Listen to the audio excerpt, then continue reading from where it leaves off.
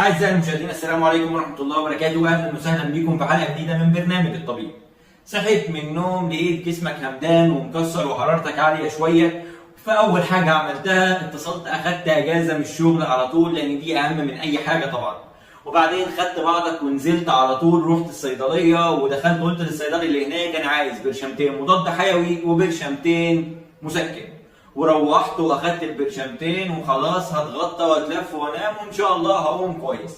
لكن في الغالب الاعراض بترجع، فبتقوم واخد بعضك ورايح نفس الصيدليه وقايل للصيدلي اللي هناك انا عايز حقنه مضاد حيوي عشان اجيب من الاخر. تاخد الحقنه وتروح تعيد نفس السيناريو مره تانيه. الحقيقه يا عزيزي ان اللي انت عملته دلوقتي ده جريمه في حق نفسك حرفيا.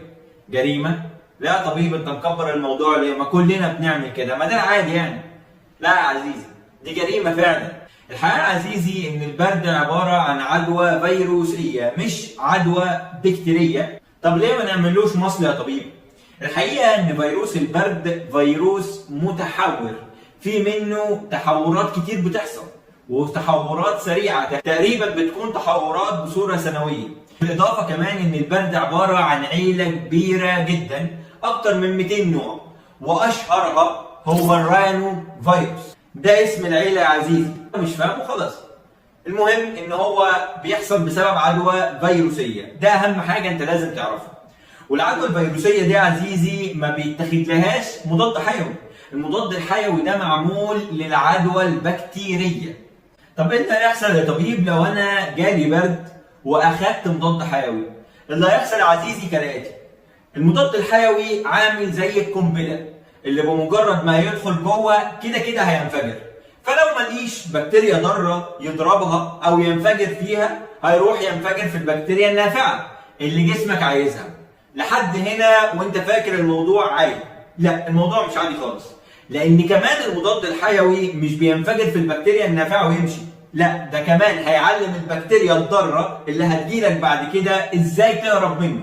يعني كمان البكتيريا الضاره هتكتسب مناعه ضد المضاد الحيوي، فلو جيت تاخد نفس المضاد الحيوي للبكتيريا الضاره بعد كده مش هيعمل نتيجه. طيب وبعدين يا طبيب؟ بعد كده تفضل تعيد وتكرر نفس العاده الغلط، والنتيجه في الاخر ان ممكن بعد كده يجي لك عدوى ضعيفه او عدوى عاديه جدا وما نلاقيش اي مضاد حيوي في الدنيا نعالجك بيه. يعني مفيش مضاد حيوي هينفع معايا تاني يا طبيب؟ لا، مفيش اي انواع مضادات حيويه تاني عادت تنفع معاك.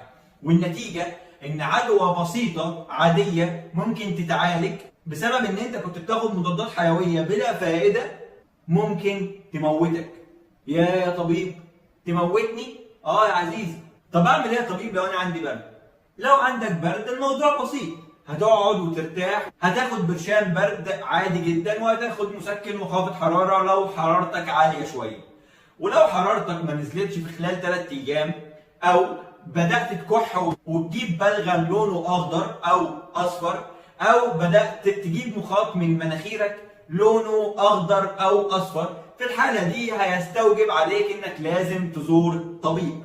بس كده يعني يا طبيب مفيش اي حاجه تاني تتعمل؟ لا، الموضوع بسيط خالص، مفيش حاجه تاني.